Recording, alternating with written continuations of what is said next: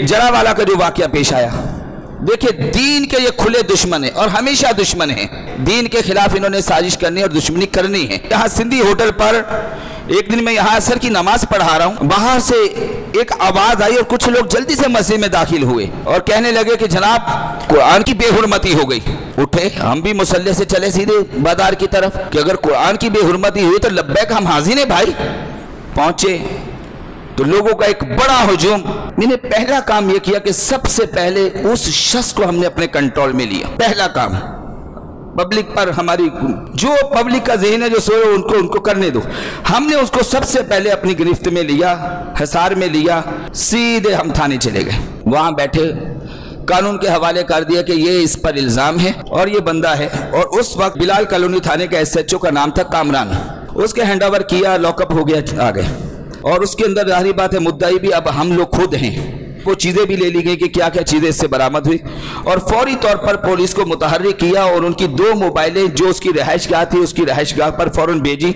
और भेजने के बाद जो उसके घर से कुछ मवाद मिल सकता था वो हासिल किया गया, कुछ शवाहिद मिले। ये आप चीज़ समझें, ये मीडिया के जरिए भी ये खबर जाएगी।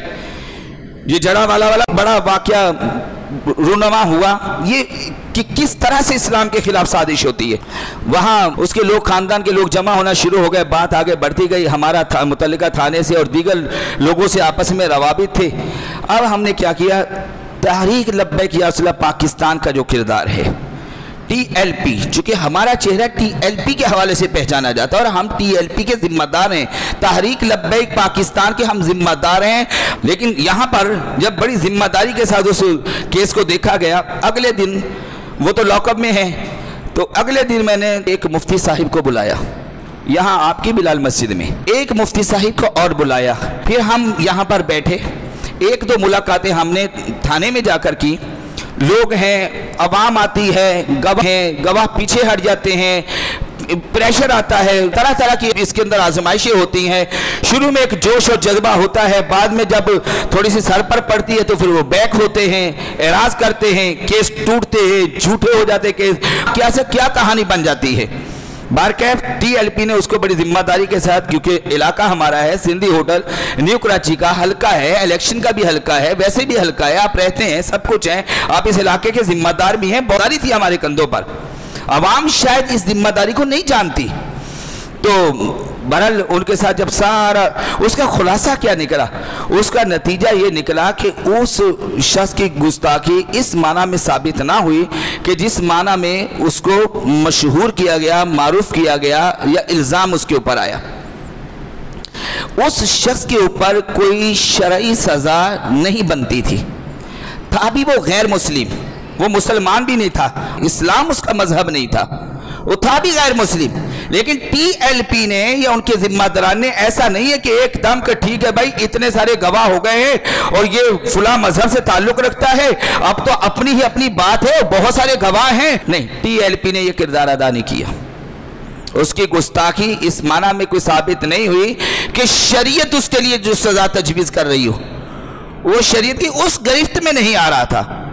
पूरा एक पैनल बैठा उलमा का। उसके बाद फिर हम वहाँ पर पहुँचे थाने, SHO के साथ और दीगर जो थे लोग वहाँ के जिम्मेदारान और भी थे, तो उनके साथ बैठ के मीटिंग हुई। नतीजा क्या निकला, खुलासा क्या निकला कि उसको वहाँ से रिहा करवा दिया गया।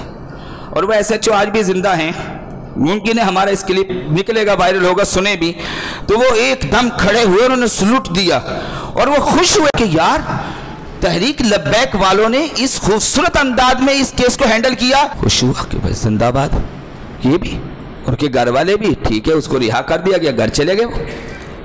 जड़ावाला में हकीकत ये है कि सबसे पहले वहां पर कुरान अजीम की बेहुरमती की गई।